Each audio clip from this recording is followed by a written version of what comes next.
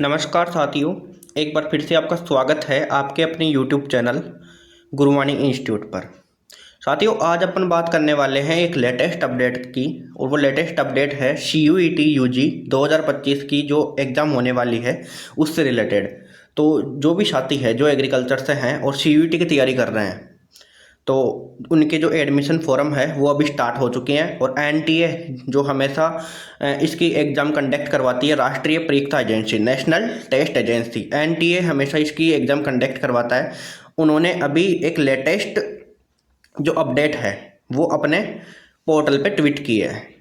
तो वो क्या है और किस प्रकार से इस बार फॉर्म भरा जाएगा, वो सारी चीज़ इस वीडियो में अपन देखने वाले हैं। तो बने रहिएगा मेरे साथ में। देखो, यहाँ पे जो पब्लिक नोटिस किया गया है उसमें बताया गया है, ये 1 मार्च 2025 को पब्लिश किया गया है, मतलब आज ही ये पब्लिश किया गया है। अब सब्जेक्ट देखो, इसमें क्या बताया गया है कि जो CUET UG 2025 का जो एडमिशन है और अंडर ग्रेजुएट प्रोग्राम, मतलब UG के लिए और सेंट्रल यूनिवर्सिटी में, आपको पता है CUET के अंदर क्या होता है। CUET जो एग्ज़ाम है इसके अंदर फिलहाल ICAR, BHU और जो DU कैंपस है, तीनों को एक जगह मिलाया गया है और एक ही कॉमन जो आपकी एग्ज़ाम होती है वो इसमें होती है हमेशा। ये चीज़ आपको पता है, पिछले 2 साल से ये चीज़ चलता आ रहा है। और साथ ही साथ इसमें क्या होता है कि जो फीस वगैरह है वो अपन जब पार्टिकुलर 3 सब्जेक्ट चूज करते हैं, 3 सब्जेक्ट कौन कौन से, तो अपन बात करें एग्रीकल्चर, बायोलॉजी और केमिस्ट्री। इसके साथ ही अगर अन्य सब्जेक्ट चूज करते हैं, वैसे 5 सब्जेक्ट इसमें अपन को चूज करने का ऑप्शन मिलता है। तो 3 सब्जेक्ट तक की तो जो नॉर्मल फीस है वो रहती है 1,000 रुपये। कितनी रहती है? 1,000 रुपये रहती है। जैसे ही अपन अगर एक्स्ट्रा सब्जेक्ट को चूज करते हैं तो उसकी फीस भी प्लस होती जाती है, मतलब बढ़ती जाती है। अब अपन बात करें कि जो NTA है उन्होंने क्या अपडेट दी है, तो NTA ने साफ साफ अपडेट दी है। देखो यहाँ पे पहला है कि online submission of application form, यानी कि एप्लीकेशन फॉर्म आप कब भर सकते हो, उसकी डेट क्या है। तो 1 मार्च 2025 से लेके और 22 मार्च 2025 तक इसकी डेट आपको बताई गई है, सिंपल से। और 22 मार्च इसकी लास्ट डेट होने वाली है, मतलब आज से लेकर, और जो 22 मार्च 2025 है तब तक आप इसके फॉर्म भर सकते हो। और रात को 11:50 तक ये पोर्टल चालू रहेगा फॉर्म भरने का, मतलब आपको अच्छा खासा टाइम मिल गया इसमें फॉर्म भरने का। अब अपन बात करें कि last date of successful transaction, मतलब इसमें जो पेमेंट कटता है, इसमें जो पेमेंट कटता है वो किस प्रकार से कटेगा, और उसकी जो लास्ट डेट है, यानी कि क्रेडिट करने की, डेबिट करने की और नेट बैंकिंग की, क्रेडिट की, डेबिट की और नेट बैंकिंग की क्या लास्ट डेट होने वाली है। तो देखो 23 मार्च 2025 तक इसकी लास्ट डेट है, मतलब आप फॉर्म भर सकते हो 1 मार्च से लेकर 22 मार्च तक। और 23 मार्च तक आप क्या करवा सकते हो, इसमें जो आपके फॉर्म से रिलेटेड जितना भी जो क्रेडिट होता है या डेबिट होता है फीस, उसका ट्रांजैक्शन आप कर सकते हो। उसके बाद में है कि करेक्शन इन पार्टिकुलर्स, मतलब अगर आपसे कोई गलती हो जाती है फॉर्म के अंदर, तो आप 24 तारीख से लेके और 26 तारीख के बीच में इसमें क्या कर सकते हो, करेक्शन कर सकते हो। यानी कि डेट्स आपको कंटिन्यू दी गई है बाई NTA के द्वारा आपको कंटिन्यू डेट दी गई है CUET UG की परीक्षा के लिए 2025 के लिए।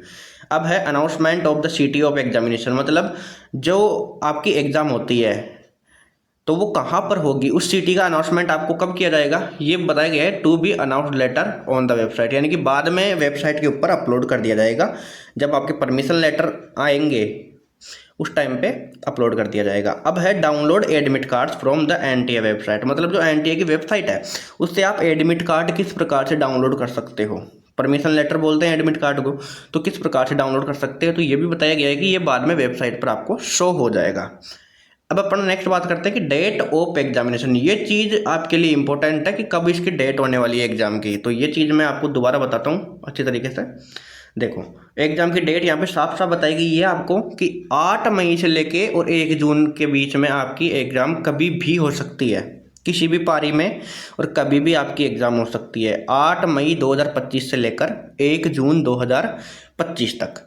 ये चीज़ आपको कंफर्म होती है, क्लियर होती है, मतलब 1 तारीख से आपके फॉर्म भरे जाएंगे, 22 मार्च जो है वो फॉर्म भरने की लास्ट डेट है, और फॉर्म के जो फीस है उसको आप पे कर सकते हो 24 मार्च तक। और एग्ज़ाम कब होगी आपकी, 8 मई से लेकर 1 जून के बीच में, 8 मई से 1 जून के बीच में आपकी एग्ज़ाम होगी। उसके बाद में जो आपकी प्रोविजनल आंसर की है उसका डिस्प्ले रिकॉर्ड कब आएगा आपके पास में, तो वो अभी तक ऑफिशियल डेट नहीं दी गई है, वो आपको एग्ज़ाम के बाद में प्रोवाइड करवाई जाएगी। अब बात करें सबसे इम्पोर्टेंट कि आप फॉर्म किस वेबसाइट से भर सकते हो CUET का, तो ये वेबसाइट आपको दी गई है। वेबसाइट देखो यहाँ पे https://cuet.nta.nic.in cuet.nta.nic.in। इस वेबसाइट पर आप जैसे ही क्लिक करोगे तो आपके जो फॉर्म है उसका एक पोर्टल वहाँ पे आ जाएगा। वो चीज़ें अभी मैं थोड़ी देर बाद में आपको बताऊँगा। अब है डिक्लेरेशन ऑफ रिजल्ट, यानी कि एग्ज़ाम के बाद में आपका डायरेक्ट क्या आएगा, रिजल्ट आएगा। ये चीज़ कंफर्म यही होती है। अब यहाँ पे बताया गया है 3 नंबर पे कि ये जो वेबसाइट है इसके थ्रू जो आप अलग अलग यूनिवर्सिटीज़ है उसका भी फॉर्म भर सकते हो। ये चीज़ आप यहाँ पे बताई गई है। उसके बाद में साफ साफ बताया गया है कि इसमें 13 इंडियन लैंग्वेज चलती है। ये लैंग्वेज आप पढ़ लेना कौन कौन सी लैंग्वेज चलती है।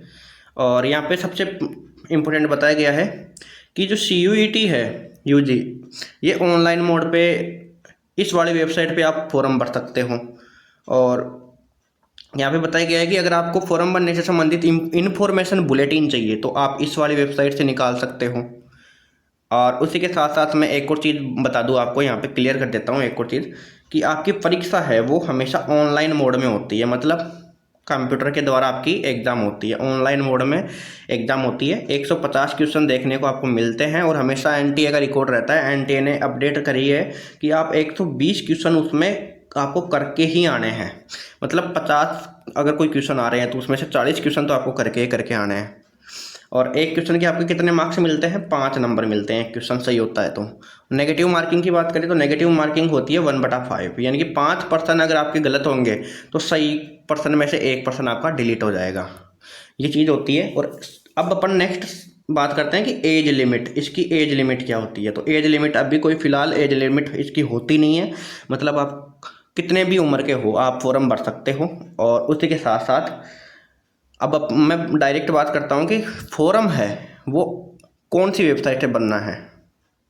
तो वेबसाइट आपको बताई गई थी, सिंपल से आपको उस वेबसाइट पे जाना है। जैसे ही मैं इस वेबसाइट पे रीडायरेक्ट होता हूँ तो साथियों देखो यहाँ पे सबसे पहले है इनवाइटिंग ऑनलाइन एप्लीकेशन फॉर्म, यानी कि ये आपको वही इन्फॉर्मेशन मिलेगी बुलेटिन वाला जो मैंने थोड़ी देर पहले आपको एग्जाम डेट वगैरह बताई थी।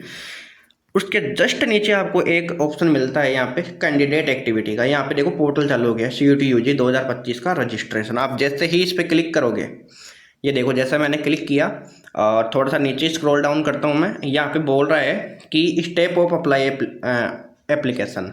देखो अप्लाई फॉर ऑनलाइन रजिस्ट्रेशन, यानी कि आपको ऑनलाइन रजिस्ट्रेशन करना पड़ेगा और fill online application form, online ही आपको फॉर्म फिल करना पड़ेगा। और पे एग्जामिनेशन फीस, मतलब एग्जाम में की जो फीस है वो भी आपको ऑनलाइन ही पे करनी पड़ेगी। और डाउनलोड कन्फर्मेशन पेज, यानी कि आपको कन्फर्म जो पेज आता है लास्ट में जब आप फीस कटवा देते हो तो जो आपके पास में रिसिप्ट निकल के आती है वो भी आपको ऑनलाइन ही डाउनलोड करनी पड़ेगी।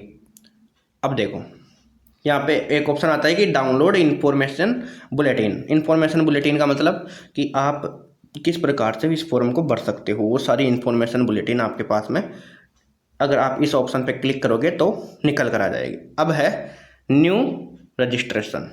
न्यू रजिस्ट्रेशन, यहाँ पे देखो न्यू रजिस्ट्रेशन, आप यहाँ से क्लिक करते ही नए रजिस्ट्रेशन पे चले जाओगे। और अगर आपने रजिस्ट्रेशन कर लिया, मान लो अगर आपने रजिस्ट्रेशन कर लिया तो आप जैसे ही यहाँ पे क्लिक करोगे, यहाँ पे नीचे एक ऑप्शन आ रहा है लॉगिन का, आईडी पासवर्ड आपसे मांगेगा। जैसे ही आप आईडी पासवर्ड लगाओगे तो क्या होगा, ये आपको उसी फॉर्म पे रीडायरेक्ट कर देगा। अगर आपने अभी तक आवेदन नहीं किया है तो आवेदन किस प्रकार से करना है, तो सिंपल से आपको यहाँ पे एक ऑप्शन मिलता है न्यू रजिस्ट्रेशन का, इस पर क्लिक करोगे। जैसे ही मैं इस पर क्लिक करता हूँ, देखिए यहाँ पे बोल रहा है कि सबसे पहले आपको रजिस्ट्रेशन करना है, उसके बाद में एप्लीकेशन फॉर्म को भरना है, फिर फीस को आपको डिपॉजिट करवानी है, क्रेडिट करवानी है। यहाँ पे देखो जनरल के लिए जो फीस है वो अगर 3 सब्जेक्ट आप चूज करते हो जनरल कैटेगरी से, अगर कोई विद्यार्थी, देखो फीस का भी साफ साफ इसमें बताया गया है कि जनरल कैटेगरी से अगर कोई स्टूडेंट है या विद्यार्थी है तो उनको अगर 3 सब्जेक्ट वो चूज करता है, चाहे वो एग्रीकल्चर हो, चाहे बायोलॉजी हो, चाहे केमिस्ट्री हो, चाहे फिजिक्स हो, चाहे मैथ हो, तो 1000 रुपये उसकी फीस रहने वाली है। अगर वो इससे ज़्यादा करता है तो एक सब्जेक्ट पे कितने रुपए लगेंगे, 400 रुपये एक्स्ट्रा लगेंगे। कितना, 400 रुपये एक्स्ट्रा लगेंगे। मतलब अगर 4 सब्जेक्ट वो जोड़ेगा तो 1400 रुपये हो जाएंगे, इस प्रकार से। अब बात करते हैं ओबीसी कैटेगरी के अंदर या ईडब्ल्यूएस के अंदर। ओबीसी कैटेगरी और ईडब्ल्यूएस के अंदर जो भी विद्यार्थी आते हैं उनकी फ़ीस कितनी होने वाली है। तो 3 सब्जेक्ट लेता है तो 900 रुपये, और अगर इससे ज़्यादा सब्जेक्ट वो जोड़ता है तो एक सब्जेक्ट के कितने 375 रुपये होने वाले हैं। नेक्स्ट मैं बात करूँ कि SC ST और PWD, SC ST PWD PWBD और थर्ड जेंडर के जो स्टूडेंट्स हैं उनकी 800 रुपये फीस होने वाली है, और 350 रुपये अगर वो 3 सब्जेक्ट के अलावा अन्य सब्जेक्ट को जुड़वाता है तो 350 रुपये उसके होने वाले हैं SC ST कैटेगरी वालों के। और जो सेंट्रस आउटसाइड एरिया इंडिया है, मतलब कि जो इंडिया के आउटसाइड है, अगर वो इस फॉर्म को अप्लाई करना चाहता है तो उसकी 4500 रुपये तो 3 सब्जेक्ट की फ़ीस होने वाली है, और 1800 रुपये उसकी एक सब्जेक्ट अगर वो एक्स्ट्रा जोड़ना चाहता है तो होने वाली है। यहाँ पे देखो साफ साफ लिखा हुआ है सेवा शुल्क और GST बैंक द्वारा अतिरिक्त शुल्क लिया जाएगा। मतलब GST आपके जो बैंक से लगती है 10% लगे चाहे 5% लगे, कितनी भी लगे, वो आपके बैंक वसूल करेगा अलग से। मतलब इनके अलावा आपकी बैंक की जो GST है वो भी लागू होगी। यहाँ पे देखो सबसे पहले अब यहाँ पे बताया गया है कि आवेदन प्रक्रिया। दोनों ही वीडियो को मैं कमेंट कर रहा हूँ कि किस प्रकार से आपको आवेदन करना है, किस प्रकार से आपको अप्लाई करना है फॉर्म को। कई बार क्या होता है कि जो स्टूडेंट फॉर्म भरते हैं तो उनमें एक दिक्कत आती है। स्टूडेंट के फॉर्म भरने में क्या दिक्कत आती है, देखो स्टूडेंट फॉर्म तो भरते हैं लेकिन उसमें हिंदी इंग्लिश इन लैंग्वेज को भी चूज करते हैं, जिससे जो मेन सब्जेक्ट है उनकी वो रिमूव हो जाती है। तो इस चीज़ का भी आपको ध्यान रखना है, जल्दबाजी बिल्कुल भी नहीं करनी है। फॉर्म को अच्छी तरीके से देख के बनना है, और फॉर्म किस प्रकार से बनना है इस पर भी मैं एक लॉन्ग वीडियो बना दूंगा। तो देखो किस प्रकार से इसमें बताया गया है। सबसे पहला step register for online application form, मतलब कौन कौन सी ऐसे स्टेप्स है जिसके द्वारा आप फॉर्म को अप्लाई कर सकते हो, रजिस्टर कर सकते हो। तो इसके लिए आपको एक सबसे पहले एप्लीकेशन नंबर मिलेगा और ID और पासवर्ड मिलेंगे। हिंदी वाले हिंदी में पढ़ ले, इंग्लिश वाले इंग्लिश में पढ़ ले। इसमें देखो एप्लीकेशन नंबर एंड पासवर्ड आपको मिल जाएंगे। उसके बाद में क्या होगा, उसके बाद में आवेदन पत्र पूरा करें। इसमें बताया गया है कि अभ्यर्थी की फ़ोटो, उसके सिग्नेचर, उसके प्रमाण पत्र, जैसे OBC कैटेगरी का जो जाति प्रमाण पत्र है वो हो गया, और उसके साथ स्कैन की गई छवियाँ, मतलब उसकी जो फ़ोटो है ना उसको आपको ऑनलाइन अपलोड करनी है। ऑनलाइन क्या है, अपलोड करनी है। और यहाँ पे देखो फाइल है यानी कि फ़ोटो है, उसमें 80% चेहरा साफ दिखाई देना चाहिए, मास्क के बिना होना चाहिए, और पासपोर्ट आकार की फ़ोटो होनी चाहिए। और एक और चीज़ बात करें कि जो फाइल है, जो फ़ोटो है वो JPG फॉर्मेट में या JPG फॉर्मेट में होनी चाहिए। 100 से 200 KB के बीच आप मानकर चलो, 10 से वैसे 200 KB बताया गया है, लेकिन 100 से 200 KB अच्छी फ़ोटो होनी चाहिए जिसमें आपका चेहरा 80% तक साफ दिखाई दे। नेक्स्ट है कि जो आपका सिग्नेचर है वो 10 से 50 KB का होना चाहिए। और उसके बाद में है कि जो दिव्यांगजन प्रमाण पत्र है अगर लागू होता है तो फाइल का नाम, ये जो PDF वगैरह है प्रमाण पत्र की आपके, जैसे OBC कैटेगरी का कोई प्रमाण पत्र हो गया, जाति मूल हो गया, ये 50 KB से 300 KB के बीच में होना चाहिए।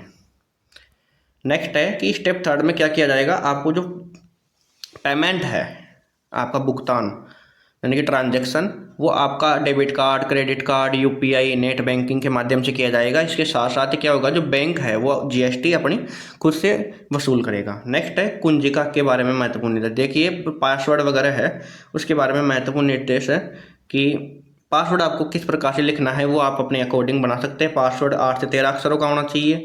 ये सारी चीज़ आप पढ़ लेना एक बार। अब देखो जैसे ही आप ये चीज़ पढ़ते हो तो यहाँ पे सिंपल से आपको टिक बॉक्स पे क्लिक करना है। इस टिक बॉक्स को एक बार पढ़ लेते हैं कि मैंने ये सारी इन्फॉर्मेशन बुलेटिन पढ़ ली है, अब मैं ये फॉर्म भर रहा हूँ। ये लो, क्लिक है टू प्रोसीड पे क्लिक करेंगे और उसके बाद में ये फॉर्म आपका चालू हो जाएगा। फॉर्म आपका चालू हो जाएगा भरने का। अब देखो फॉर्म में क्या क्या करना है। सबसे पहले आपको कैंडिडेट का नाम लिखना है और फादर्स नेम यहाँ पे आ जाएगा, मदर्स नेम यहाँ पे आ जाएगा। डेट ऑफ बर्थ आपको यहाँ पे लिखनी है। डेट ऑफ बर्थ लिखने के बाद में क्या करना है, सिंपल से यहाँ पे जेंडर लगाना है अपना, मेल हो तो मेल, फीमेल हो तो फीमेल। अब देखो कन्फर्म कैंडिडेट नेम, आपको कन्फर्म कैंडिडेट लिखना है, पूरा नाम लिखना है आपका जो 10th क्लास की मार्कशीट है उसके अकॉर्डिंग। पापा जी का नाम यानी कि पिता का नाम आपको पूरा लिखना है। मम्मी का नाम यानी कि माता जी का नाम पूरा लिखना है। और उसी के साथ साथ आपकी जो जन्म तिथि है उसको दोबारा अच्छी तरीके से यहाँ पे फिल करना है।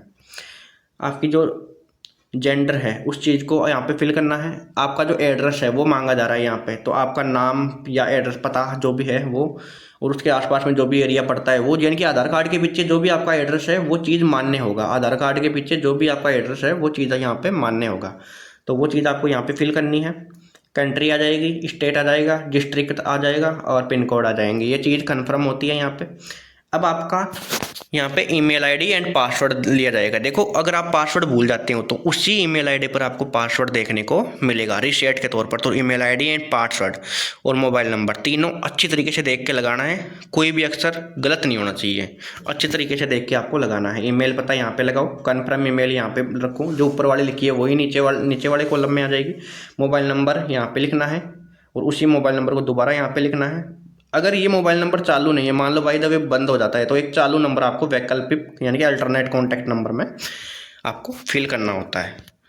अगर आपका परमानेंट एड्रेस यही है, सेम जो ऊपर भरा था आपने वही पर आपका परमानेंट एड्रेस है, तो आपको सिंपल से इस बॉक्स पे क्लिक करना है। अगर अलग है तो आप ये यहाँ पे फिल कर सकते हो।